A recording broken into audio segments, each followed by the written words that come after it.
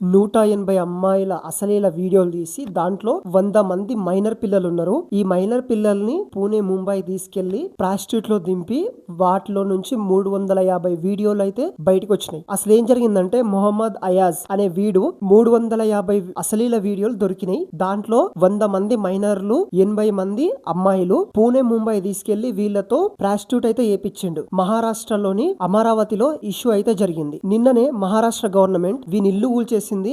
వీని మీద POCSO case అయితే నమోదైంది. ఇప్పుడు మనం మాట్లాడుకుందాం వీని గురించి. కాకుండా ఇప్పుడు న్యూ జనరేషన్ అమ్మాయిలు గాని, టీనేజర్స్ అండ్ టీనేజ్ దాటిపోయిన అమ్మాయిలు కూడా ఎవడు పడితే వాడు స్నాప్చాట్ లో, ఇన్స్టాగ్రామ్ లో మెసేజ్లు చేస్తే వాళ్ళకి రిప్లైలు ఇవ్వకండి. అర్థమవుతుందా? ఈ విధంగానే చేస్తారు. మీకు తెలిసెళ్లారా తెలియకెళ్లారా అనేది పక్కన పెడితే మీ జీవితాలు నాశనం అయిపోయినాయి.